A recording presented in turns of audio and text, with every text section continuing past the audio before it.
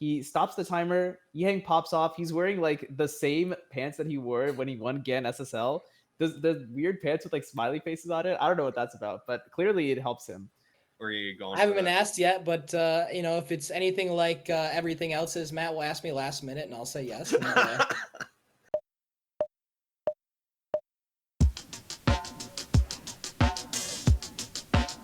Hello, everyone, and welcome to Plus 3, the show with the host that has been humbled by Luke Garrett. I'm Matt Rosman, joined by Manu Singhal and John Eppley. Gentlemen, how are we doing? You want to elaborate? What happened? Dude, did you not see the pre-show for Washtenaw 24 where I got... I was did, playing yeah. the clips of me roasting Garrett? Yeah, I see. Listen, That's good content. I was humbled considering he took first in like so many events there. Oh, I told you, dude. I told you he was good. Listen, I doubted. I was a doubter, and I paid the price for doubting. so you were a talker, and Luke was just all action. He didn't have to say a word. Exactly. He was about that. He was really about it. But yeah. I think we should just jump in here because I think I already said my piece about this, but this is already like we've got another Yiheng controversy, and considering the past month, like the past month and a half, most cubing discourse has just been Yiheng related. To have yet another thing, and luckily I was educated on this before we got on, because if I had my reaction that I had yesterday on the show, I would get clowned on for it. But basically, you know, Manu, can you explain this latest round of controversy and what people are fired up about and what Yiheng's fired up about? Yeah, here we go again, everyone. All right, so there's a video circling around that Yiheng he got the ASR, the Asian record single 3.27. That would bring the 3x3 WR2 single within like less than 0.2 seconds of the 3.13 single set by Max last year. It's all very exciting, very believable that Yiheng would be able to do something like this. Oh boy, but this time, what happened? He stops the timer. Yiheng pops off. He's wearing like the same pants that he wore when he won GAN SSL. The weird pants with like smiley faces on it. I don't know what that's about, but clearly it helps him. He pops off because he got a good single. The judge kind of got stun locked in that moment because the judge, I guess, did not realize that just what exactly had happened. As Yiheng comes back, the judge begins to write down the time, and then Yiheng picks up the puzzle, does a bunch of turns on it, and puts it back down. Before the judge finishes writing the time and before he signs for the time. Now, why does this matter? The reason is because in the regulations, there's a clear regulation that says the judge must inspect the puzzle before the competitor is allowed to do any moves. And it seems kind of dumb. Why would you want to do that? There's a really clear reason. If the puzzle ends up in a +2 state, you want to make sure that the competitor doesn't like add additional moves once the timer is stopped. Otherwise, I would just stop the timer instantly and then do the full solve, right? You can't do more turns once the timer is solved or once the timer is stopped. But Yiheng, he accidentally picked up the cube, did a bunch of turns, put the cube down, and then he signed for it. That time is entered as a DNF right now. But from the video, you can clearly see that it was solved. So what to do? That is the big question. Will Yiheng retain the ASR, or is it just going to be DNF'd? Remains to be seen. Yeah, John, what are you thinking about this? I mean, recently, the decisions being made haven't been exactly what I thought would be made, but here's what I think should happen. We just allowed frame-by-frame analysis for WR top 50 or something like that solves. Let's apply it. You know, like if why would we make these rules and have this big shebang if we're not going to do anything with it? So Yiheng's clearly top 50. Let's use frame-by-frame analysis to see if he cheated, got an unfair advantage. You can clearly see he didn't. Don't penalize him and let it move on. I mean, if he becomes a pattern offender and he continues to grab the cube and do the thing that we continue to tell him is wrong, then yeah, at some point we should do something. But when it's something as trivial and petty as this where you know it did not affect the great time, do the right thing. Don't get overly technical. Use your new frame by frame analysis rule. Tell them that not to do it again the same way next time, and we all move on. That is the simple, easy, smart answer. What do I think the WCA will do? They might sit there for 100+ days, overthink it, and do the wrong thing. I don't know. Don't know where I got that idea, but we'll see what happens. Well, as Yeah. much as I like also dogpiling on the WCA, I do think that, yeah, the solution here is pretty easy. Do I think that, that the time should stand? Yes, maybe with a little asterisk, just because of the nature of the situation. I also think, like, because when we, approve a time like this isn't just like a random solve. This is a very, very good solve with some major implications. And we have to consider, when we're talking about something with a lot of implications, like the 0.78 2x2 solve, you have to think about, what are you, endorsing, let's say. Does it run kind of parallel or perpendicular to your goals and your ethos? So I think the time should stand. I think that we should we should tell Yiheng, like, hey, don't do this. As much as it is like a petty rule, and as much as like I question it, the rule is the rule. I just don't think, like, I hope that we don't have the doomsday scenario that John just talked about, where the WCA sits on its hands for a long time, and we have another controversy where there's another. I hope we don't get to that point, because it was already frustrating enough with the 2x2 time, and the fact that, correct me if I'm wrong, that's not resolved, right? That's still up in the air. Yeah, I mean, it's back to WRC to decide Yeah. on what to do finally. And my bet is, I'm not a member of WRC, so I don't take what I say for certain. My bet is they're probably voting on it and just going through it just so they could put it to bed once and for all, so that they have like one consistent decision and they're just good with that. So, Yeah. but you're right. Yeah, technically that is still to be determined. Yeah, I just hope that we don't get another situation like the one that we've been dealing with. And it just seems like maybe it's something that might affect, like, the top person at like anything, that everything they do seems to generate some kind of major controversy. Like, I think that's a little bit of the increased scrutiny that Yiheng has as kind of this prodigy of speed cubing. I don't think, if this was like, even, I'm not going to say that, just so I don't say You're just afraid. too many stupid things. You're afraid you're gonna get shot down again. Canceled. Well, but yeah, I don't know. I feel like this is another easy, like John's saying, this is a simple solution. We should consider what happened when we see the time, but we shouldn't throw it out completely. Yeah, and then I think, just to add one other thing, I absolutely agree with the point you say about, like, when you allow something to stand or allow something not to stand, that yes, like, you're talking about the specific solve, but you're also giving the impression of, like, this is like the precedent and this is kind of like the vibe that you want to set, for lack of a better term. It's really interesting that this happened when it did, because the day before I was at a competition in Santa Barbara, and I gave a +2 for someone who had a bad timer start. They started with their hands like far too forward on the timer, which is illegal. So I gave them a penalty for that.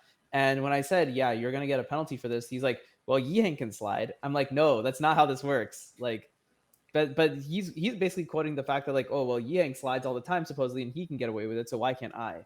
So that's also, like, I think, a catch-22 of this situation. It's like, yes, like, clearly the puzzle is solved here, but also we definitely don't want people to think that picking up the puzzle and turning it is okay, especially if there's no video evidence where you can actually corroborate whether or not this happened or not. So I think I am on the side of allowing the solve to stand, 327. But I think if this is to get escalated to like WRC or the appeals committee, it would be nice to have like a solid note that this does not entail that touching the puzzle is okay after solving. Something like that, just to make sure that everyone is on the same page. This was a specific situation, and we used our new specific rules in order to allow it to stand when otherwise there is very good reason why it shouldn't. Yeah. I just you know everyone knows how I feel about this. Everyone knows how I feel about the bureaucracy, the waffling. I can't take it, you know. So, but you know, hopefully this gets resolved in the way that it should be resolved. I want to move on to something that John and I were directly involved in. First off, we're gonna have a video from Matt Mayernik about this, but Washtenaw Fall 2024, Speed Cubing TV did a stream a few days ago now. Went really well, at least from our perspective, for the most part. Rest in peace to John's laptop. And we'll get to that in a moment. But for now, here's this video from our overlord, Matt Mayernik, and he's got a question for us. Hey, what's up, Plus Three? Yes, this past weekend we live streamed Washtenaw Fall 2024 with SpeedCubing.tv, and it was the first ever live stream that was able to be done on SpeedCubing TV that was done remotely. So basically, we did it where we just had to set up all of our cameras in one location, and we were able to do all the production in different locations. So basically now what we're end up doing is we can end up going to like any competition in the world, do instant replay, do all the happy feet stuff that's like, you know, you see at like, you know, North American Championships and all that. And like we can turn any competition basically into an NAC. So that's the kind of the cool part about all of this. And, you know, we can just do it without having to move a lot of the equipment, which is, you know, the major cost in usually a lot of these things. You have to move like one bag of cameras basically back and forth. So I guess my question is for the Plus Three and just for everybody back at home, what should we do? Should we go to like Europe or something like that? Should we do a team on competition and, you know, send somebody out and film one of those? Like, what are the possibilities here? This is kind of electric. So, in response to this, a bit of a loaded question, taking our stuff to Europe, I feel like first we should talk a little bit about kind of, you know, what it was like streaming and you know, being there and actually doing this competition. I mean, Manu, did you get a chance to watch the stream at all? Yeah, so I watched the stream a little bit. I was in between like competing and delegating at the competition, but it looked like pretty normal to me. I tuned in at like one specific portion where Tripodi has like this big bottle of water like directly in his face, and it's like distorting it. And he's like, everyone, this is your reminder that you need to go drink some water, which I thought was hilarious. But yeah, I'm really curious to hear how it went on your guys' end, in particular, like the setup, like, you know, like all the setup time and stuff, and also like communicating between all the different locations. Because, you know, John and I, we were on the NAC like live stream team. I guess I technically was not on that team, but I helped like do a good amount of like the setup and stuff too. And that took forever. Having the day before was definitely useful. So I'm very curious to hear how this like new style went for you. Yeah, I mean, I can speak a little to that because I helped Matt at Nationals, at NAC, and at this last one and a few other comps. So as far as the setup goes, Tyler Rose, bless his heart, he's our beautiful technical director, inside and out, beautiful man. He's the one who set up the cameras on site. And, you know, you will have to ask him to get specifics, but I'm assuming it was quite a bit easier than normal because you plug your cameras into power and your cables don't have to run nearly as far to different boards. Everything's a bit more self-contained. So you set up your front-facing cameras, you set up your overhead cameras, and then everything is wirelessly encoded to Matt's mom's basement. So we're in Matt Mayernik's mother's basement. In fact, in Matt's childhood bedroom with 4 dudes on computers huddled around making this live stream happen. So the production side of it was nearly identical to Nats, or NAC. Really, the two commentators, graphics, technical production, the roles are all the same. The setup is a little different. We have to use Discord and a couple other softwares to make sure that our communication is happening in a streamlined manner. The right people can communicate with the right people at the right time. You don't want to hear any extra noise that's irrelevant to you. You don't want the commentators hearing any of the production room nonsense, but you do want them to hear the right nonsense, because we do need to communicate with them. So, just using Discord and the free tools we had, it didn't make it very hard. It made it pretty much like I was just sitting next to Manu and Kevin at NAC. It's just, instead it was Chris Mills and Michael Tripodi over in New Zealand. And I'm sure there's a few technical things we need to work out, some lag on the stream and a few other technical things. But overall, the thing that's most exciting is that the concept is proven. If you're a cuber out there and you have aspirations to throw a really cool comp in your area, and you have some cool things you want to highlight, reach out. I mean, Matt is asking for you to reach out, because the cost barrier to doing something high level production wise has gone dramatically down. We are at a breakthrough really, where we can make any local comp into a high level production, so long as people want to see it. So I hope people get inspired to go throw local competitions that they know are viewable, that they know are broadcastable. And I'm excited to see where Matt goes with this. And I hope he lets me continue to help. Yeah, I think. Oh, sorry. Go ahead. Hey, man. Hey, man. Look, I like yapping. That's why I'm on the show. I haven't talked during this segment yet. We have a system. But no, I think with doing everything in the basement, it was new for me. I used to do production stuff in high school with Matt.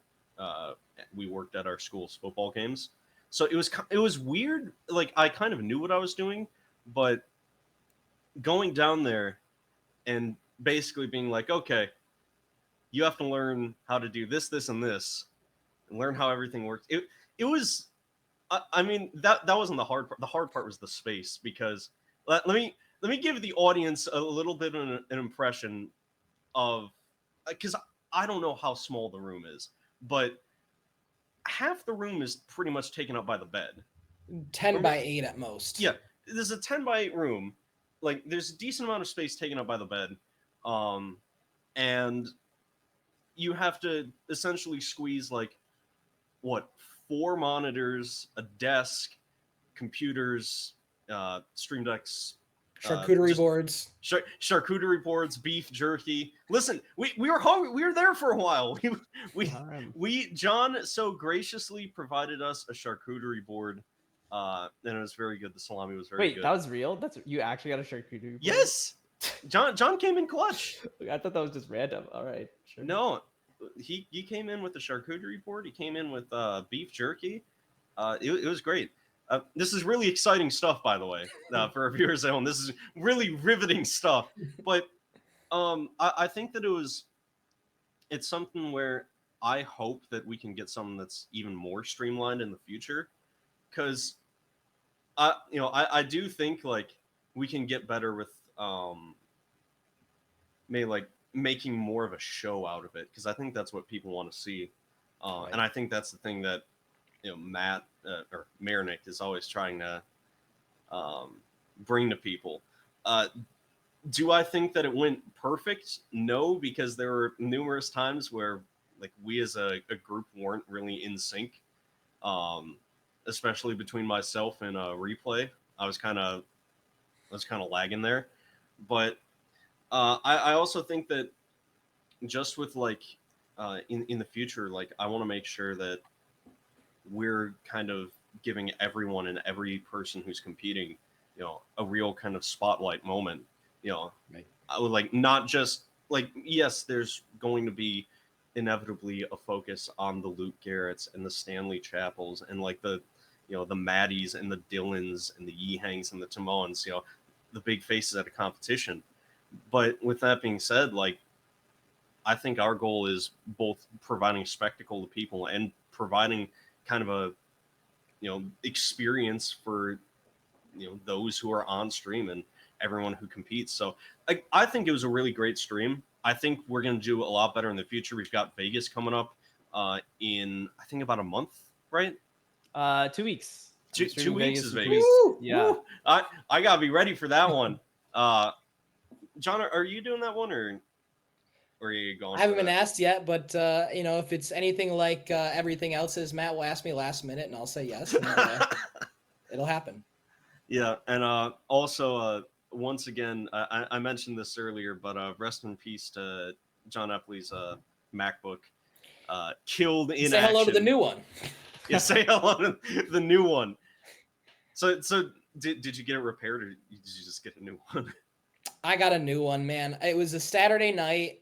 Apple Store was closed on Sunday, and on Monday, 8 a.m., I had to leave my house to go to a big work meeting, which is why I'm at a hotel. So it was either leave Matt's house immediately when the stream ended and drive an hour and a half out of my way to the nearest Apple Store to buy a new laptop, or I go to the biggest work meeting of the year without what I need to work. So I made it happen. And I now have a brand new M3 MacBook Air, and I could not be it could not be more of a lateral move. It's basically the same thing, a little bigger. BMW M3 word association right there. This is a yapping episode. This is a major yap episode. But look, man, one thing I was gonna say is I'm Yeah. surprised that you thought that basement was cramped, considering that you're just in this basement all the time anyway, right? you it have to just make a helps you. basement, It just helps you. So brother. I don't know. I That's will just surprising to film me. around my apartment. I will film around my apartment, and I will leave this basement one day. The thing One you day. call a basement. One day, maybe we'll see. It's not a basement, brother. Dude, it's so funny. The commenters legit think that you're in a basement. It's so I funny. hate that. They know. And people comment like I'm in a basement and I'm not. It's I so am. funny. I'm 2 floors up. If I go out the window Penthouse. right now, I'm falling. I'm cracking my skull. That is what is going on. I don't know, That's man. a tall basement. The audience is not convinced. Man, shut up and do the highlight of the week. We got a highlight of the week from Brendyn Dunagan, Bendy with the clock NA record. Manu, what do you got? Yeah, so this was again at the same competition that I was at, Santa Barbara. It was really interesting because Bendy actually got the NAR twice. He broke his own North American record. He broke his own North American record. In the round one, he got NAR. And what's crazy is so usually he's such a hype guy to watch because his reactions are great and he has a ton of fans around here. All of us were big fans of Bendy. So when he gets good results, the entire place kind of erupts. But in round one, I guess it was first thing in the morning, there was no reaction. I was on WCA Live and I saw NAR. I'm like, what? So I went over, asked him, did you really get NAR? He's like, yeah. I'm like, where is the reaction? He's like, there's no one here. But he ended up backing that up in finals, getting a very nice 2.69 second average to get NAR once again. And I believe it's the WR3 result. So very, very exciting. 2024 has been a very interesting year for cubing. If you had to pick a word in cubing for 2024, you could say it'd be sliding, controversy, Yiheng, Timon. But I think by far, this is the year of clock compared to all of the previous years. Clock is just absolutely popped off this year. And we're going to get a new clock soon. That blue clock, oh, it looks gorgeous. I feel like you should have Mayernik for that. Yeah, maybe he would perhaps disagree, but I mean, look, if someone did some stat that was of the top 100 results in all events, how many of them were from this year? Out of the top 198 results from clock were from this year alone. Wow, I think a great stat. That's nuts, right? And as fun and as exciting as clock has been for other people, not me. What's even more exciting is Brendyn Dunagan, right? Whether he's solving clock or any other event, it's so easy to be a fan. I've never met the guy personally. I've only watched him on stream, and I don't know of a more exciting character that kind of came out of nowhere. I believe he started cubing over COVID and just quickly became one of the best. And I think a big part of what makes him fast is his supportive mom, because I see him solve great on stream, but also working on the stream, I get to watch the chat, and his mom is his #1 fan. And it makes me so happy because he pops off on stream and she is in the chat saying, "That is my son."